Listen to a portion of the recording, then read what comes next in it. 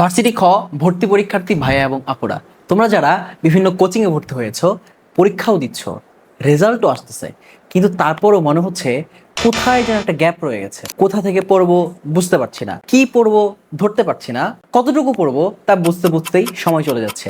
তাহলে এই ভিডিওটা তোমার জন্য। ভর্তি পরীক্ষার এই সময়টা একটা স্টুডেন্টের জন্য সব থেকে ক্রুশাল টাইম, কিন্তু সঠিক গাইডলাইনের অভাবে একটা স্টুডেন্ট বুঝতে পারে না তাকে কতটুকু পড়তে হবে, কোথা থেকে পড়তে হবে, কোন জিনিসটা গুরুত্ব দিয়ে পড়তে হবে আর কোন জিনিসটা না পড়লেও চলবে। যার ফলে কোচিংয়ে অপেক্ষাকৃত ভালো ফলাফল করলেও চূড়ান্ত পরীক্ষায় প্রত্যাশিত ফলাফলটা আর আসে না।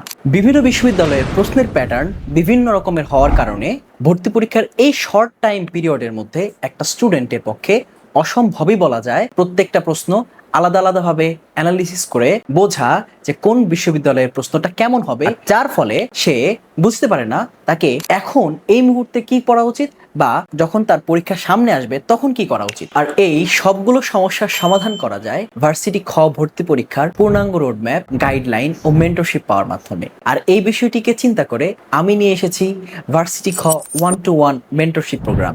আমার নাম নাফিউল ইসলাম।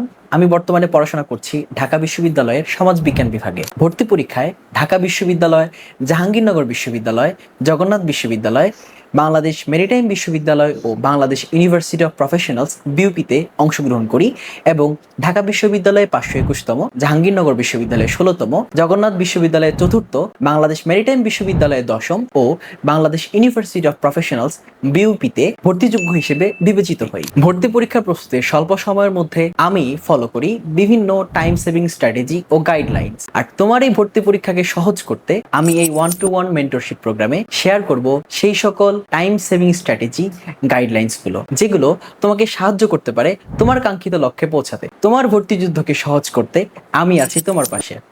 তোমার জন্য অনেক অনেক শুভকামনা।